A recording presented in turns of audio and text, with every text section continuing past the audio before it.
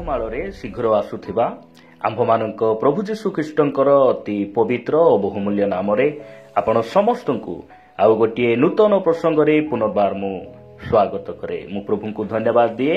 ପ୍ରତିଦିନ ଭଳି ଆଜି ମଧ୍ୟ ତାହାଙ୍କର ଜୀବନ୍ତ ବାକ୍ୟକୁ ନେଇ ଆପଣମାନଙ୍କ ନିକଟରେ ଆସିବା ପାଇଁ ୟୁଟ୍ୟୁବ ମାଧ୍ୟମରେ ଆପଣମାନଙ୍କ ସହିତ କଥାବାର୍ତ୍ତା କରିବା ପାଇଁ ପୁନର୍ବାର ପରମେଶ୍ୱର ଏହି ସୁନ୍ଦର ସୁଯୋଗ ମୋତେ ଦେଲେ। ସେଥିପାଇଁ ପ୍ରଭୁଙ୍କୁ ମୁଁ ହୃଦୟ ସହିତ ଧନ୍ୟବାଦ ଦିଏ। ଆପଣମାନଙ୍କୁ ମଧ୍ୟ ମୁଁ ଧନ୍ୟବାଦ ଦିଏ ଯେ ଆପଣମାନେ ଆମର ଏହି ସାମୁଏଲ ଖରା ୟୁଟ୍ୟୁବ ଚ୍ୟାନେଲରେ ପ୍ରସାରିତ ହେଉଥିବା ପ୍ରତ୍ୟେକ ସନ୍ଦେଶକୁ ଆପଣମାନେ ନିୟମିତ ଶୁଣୁଛନ୍ତି।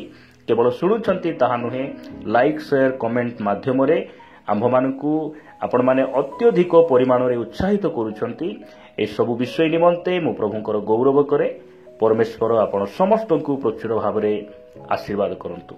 ଆସନ୍ତୁ ପ୍ରତିଦିନ ଭଳି ଆଜି ମଧ୍ୟ ପରମେଶ୍ୱରଙ୍କ ବାକ୍ୟରୁ ଆମେ ଆଉ ଗୋଟିଏ ପ୍ରସଙ୍ଗରେ ଅଳ୍ପ ସମୟ ଧ୍ୟାନ କରିବା ପାଇଁ ଯିବା। ଆଜି ଆମେ ଯେଉଁ ପ୍ରସଙ୍ଗରେ କଥାବାର୍ତ୍ତା ହେବା ସେହି ପ୍ରସଙ୍ଗର ଶୀର୍ଷକ ହେଲା କେଉଁମାନେ ମନ ପରିବର୍ତ୍ତନ କରିବା ଅସାଧ୍ୟ ଅଟେ। ଆଜିର ପ୍ରସଙ୍ଗ ହେଲା କେଉଁମାନେ ମନ ପରିବର୍ତ୍ତନ କରିବା ଅସାଧ୍ୟ ଅଟେ। ଏହି ପ୍ରସଙ୍ଗରେ ପରମେଶ୍ୱରଙ୍କ ବାକ୍ୟ ଆମ୍ଭମାନଙ୍କୁ କ'ଣ କହେ, ଅଳ୍ପ ସମୟ ଆମେ ବାକ୍ୟରୁ ଧ୍ୟାନ କରି ଦେଖିବା।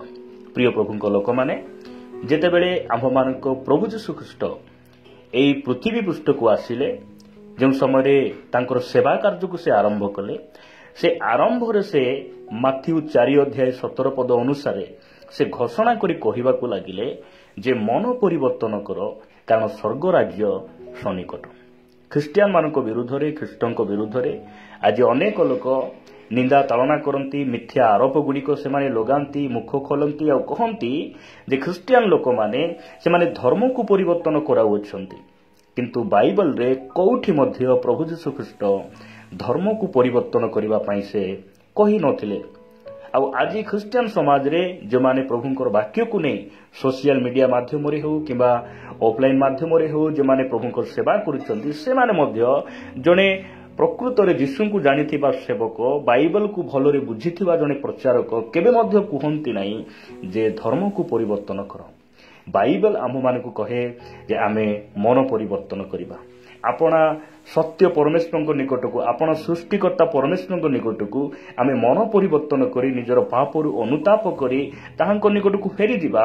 ଏହା ବାଇବେଲ ଆମମାନଙ୍କୁ ଶିକ୍ଷା ଦିଏ। ଆଜି କଥାବାର୍ତ୍ତା ହେବା ଯେ କେଉଁମାନେ ମନ ପରିବର୍ତ୍ତନ କରିବା ଅସାଧ୍ୟ ଅଟେ। ବାକ୍ୟରୁ ଗୋଟେ ପଦ ପଢ଼ି ମୁଁ ଆପଣମାନଙ୍କୁ ଉତ୍ସାହିତ କରିବା ପାଇଁ ଚାହେଁ। ଆପଣମାନେ ମୋ ସହିତ ଏବ୍ରୀ ପୁସ୍ତକ 6 ଅଧ୍ୟାୟକୁ ଆସିବେ।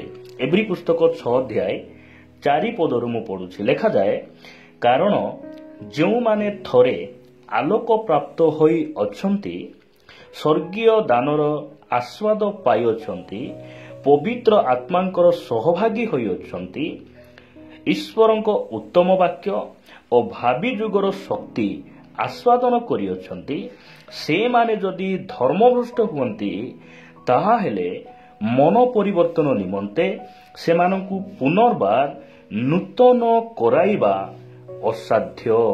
ପ୍ରିୟ ପ୍ରଭୁଙ୍କ ଲୋକମାନେ, ଏହି ସ୍ଥାନରେ ବାକ୍ୟ ଆମମାନଙ୍କୁ କହେ ଯେ ଯେଉଁମାନେ ସତ୍ୟତା ଜାଣିଲା ପରେ, ଯେଉଁମାନେ ପ୍ରଭୁ ଯୀଶୁ ଖ୍ରୀଷ୍ଟଙ୍କୁ ନିଜ ଜୀବନର ତ୍ରାଣକର୍ତ୍ତା ଭାବରେ ଗ୍ରହଣ କଲା ପରେ, ମଣ୍ଡଳୀରେ ସଂଯୁକ୍ତ ହେଲା ପରେ, ପବିତ୍ର ଆତ୍ମାଙ୍କର ଦାନ ପାଇଲା ପରେ, ପ୍ରଭୁ ଭୋଜର ଅଂଶୀ ହେଲା ପରେ, ନିୟମିତ ପ୍ରଭୁଙ୍କର ସେହି ଉତ୍ତମ ବାକ୍ୟର ଶୁଣିବାର ସହଭାଗୀ ହେଲା ପରେ ମଧ୍ୟ ଯଦି ସେମାନେ ଧର୍ମଭ୍ରଷ୍ଟ ହୁଅନ୍ତି, ଜଗତ ପଛରେ ଯାଆନ୍ତି, ପାପ କରିବା ପାଇଁ ପୁନର୍ବାର ଲାଳାୟିତ ହୁଅନ୍ତି, ଏମାନଙ୍କୁ ପୁନର୍ବାର ମନ ପରିବର୍ତ୍ତନ କରି ନୂତନୀକୃତ ହେବା ଅସାଧ୍ୟ ଅଟେ। ବାଇବେଲ ଆମକୁ ସ୍ପଷ୍ଟ ଭାବରେ କହେ ଅସାଧ୍ୟ ଅଟେ। ପ୍ରିୟ ପ୍ରଭୁଙ୍କ ଲୋକମାନେ, ପ୍ରଭୁଙ୍କ ନାମର ସ୍ତୁତି ହେଉ, ତାହାଙ୍କ ନାମର ଗୌରବ ହେଉ। ଆମେ ସତ୍ୟତା ଜାଣିଲା ପରେ ଆମେ ପ୍ରଭୁଙ୍କୁ ଆହୁରି ଆମେ ଦୃଢ଼ ଭାବରେ ଧରିବା, ଆମେ ବିଶ୍ୱାସରେ ବଳବାନ ହେବା, ଆମ ବିଶ୍ୱାସକୁ ରକ୍ଷା କରିବା। ଏହା ବାଇବଲର ପରାମର୍ଶ ଅଟେ। ସେମାନଙ୍କୁ ଅସାଧ୍ୟ ଅଟେ ଯେଉଁମାନେ କି ପ୍ରଭୁଙ୍କୁ ଜାଣିଲା ପରେ ମଧ୍ୟ ସେମାନେ ଧର୍ମଭ୍ରଷ୍ଟ ହୋଇଯାଆନ୍ତି, ତାହାଙ୍କୁ କେହି ମଧ୍ୟ ପ୍ରଭୁଙ୍କ ନିକଟକୁ ଫେରାଇ ଆଣିପାରେ ନାହିଁ। ଇସ୍କରିତ ଯିହୁଦା ଯୀଶୁଙ୍କ ସହିତ ସେ ବସୁଥିଲା, ଉଠୁଥିଲା, ବିଭିନ୍ନ ଆଶ୍ଚର୍ଯ୍ୟକର୍ମକୁ ଦେଖିଲା, ଯୀଶୁ ସତ୍ୟ ପରମେଶ୍ୱର ବୋଲି ବିଶ୍ୱାସ କଲା ପରେ ମଧ୍ୟ ସେ ଟଙ୍କା ଲାଳସାରେ ପଡ଼ି ଯୀଶୁଙ୍କୁ ଛାଡ଼ି ସେ ପଳାଇଗଲା। ଯୀଶୁଙ୍କୁ ଛାଡ଼ି ପଳାଇଗଲା। ଆଉ ମନ ପରିବର୍ତ୍ତନ କରି ଫେରି ଆସିବାର କୌଣସି ଘଟଣା ଆମେ ବାଇବଲରେ ଦେଖୁନାହୁଁ ଯେ ଇସ୍କରିତ ଯିହୁଦା ଯୀଶୁଙ୍କୁ ପରିତ୍ୟାଗ କରି ସେ ନିଜକୁ ଫାଶୀ ଦେଇ ସେ ମୃତ୍ୟୁବରଣ କଲା ସିନା ଯୀଶୁଙ୍କ ନିକଟକୁ ସେ ଫେରି ଆସିପାରିଲା ନାହିଁ। ପ୍ରିୟ ପ୍ରଭୁଙ୍କ ଲୋକମାନେ, ଯେତେବେଳେ ଆମେ ଧର୍ମଭ୍ରଷ୍ଟ ହେଇଯିବା, ଯେତେବେଳେ ଆମେ ଧାର୍ମିକତା ନିଜର ଧାର୍ମିକତାକୁ ପରିତ୍ୟାଗ କରି ପାପ କରିବା ପାଇଁ ଆମେ ଶକ୍ତଗ୍ରୀବ ଇସ୍ରାଏଲ ଲୋକମାନଙ୍କ ପରି ଆମେ ଯଦି ଶକ୍ତଗ୍ରୀବ ହେଲା ଭଳି ଆମେ ଯଦି ଆଗକୁ ବଢ଼ିବା, ତାହେଲେ କେବେ ମଧ୍ୟ ଆମେ ପୁନର୍ବାର ଆମେ ନୂତନୀକୃତ ହେଇପାରିବା ନାହିଁ। ବାଇବଲ କହେ, ଯେଉଁମାନେ ଖ୍ରୀଷ୍ଟଙ୍କ ଠାରେ ଅଛନ୍ତି ସେମାନେ ନୂତନ ସୃଷ୍ଟି ହୋଇଛନ୍ତି।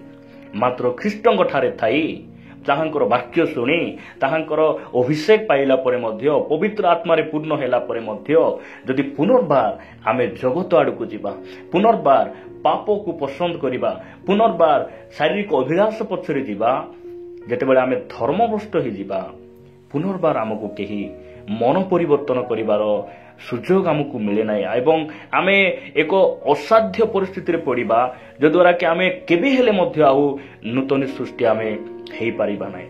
ଆମେ ମନ ପରିବର୍ତ୍ତନ କରି ପ୍ରଭୁଙ୍କ ନିକଟକୁ ଆସିବା ପାଇଁ ଏହା ଅସାଧ୍ୟ ଅଟେ ସେମାନଙ୍କ ପାଇଁ।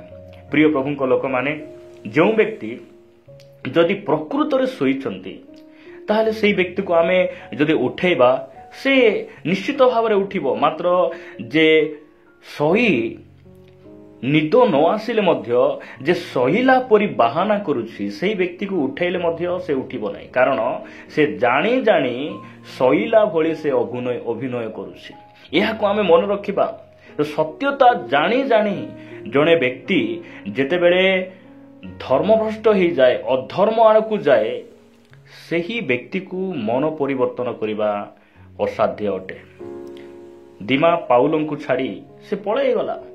କୋଉଠି ମଧ୍ୟ ଆଉ ଲେଖା ନାହିଁ ଯେ ସେ ମନ ପରିବର୍ତ୍ତନ କରି ଫେରି ଆସିଲା, ପାଉଲଙ୍କ ସହିତ ମିଶିଲା, ସେବା କାର୍ଯ୍ୟ କଲା। କୋଉ ସ୍ଥାନରେ ମଧ୍ୟ ଲେଖା ନାହିଁ। କାରଣ ପାଉଲ ପୃଥିବୀର ଜଣେ ନମ୍ବର 1 ପ୍ରେରିତ। ପାଉଲଙ୍କ ପାଖରେ ପ୍ରଭୁ ଯୀଶୁ ଖ୍ରୀଷ୍ଟଙ୍କର ସେହି ପ୍ରକାଶନ, ନୂତନ ନିୟମର ପ୍ରକାଶନ, ପବିତ୍ର ଆତ୍ମାଙ୍କର ଅଭିଷେକ ଏବଂ ସେହି ବାକ୍ୟର ସେହି ସତ୍ୟତା ତାଙ୍କଠାରେ ପରମେଶ୍ୱର ଅର୍ପଣ କଲେ। ଆଉ ସିଏ ସେହି ଦାସଙ୍କ ପାଖରେ ଦିମା ରହୁଥିଲା, ସେବା କରୁଥିଲା, ତାଙ୍କ ସହିତ ସେ ବସୁଥିଲା, ଉଠୁଥିଲା।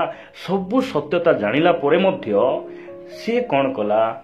ସଂସାରକୁ ପ୍ରେମ କରି ଚାଲିଗଲା ପରେ ସେ ପୁନର୍ବାର ଆହୁରି ଆସିପାରିଲା ନାହିଁ। କାରଣ ଅନୁତାପ କରିବାର ସୁଯୋଗ ମଧ୍ୟ ମିଳିଲା ନାହିଁ। ଅନୁତାପ କଲେ ମଧ୍ୟ ସେ ଫେରି ଆସିପାରିଲା ନାହିଁ, ନୂତନ ସୃଷ୍ଟି ହେଇପାରିଲା ନାହିଁ।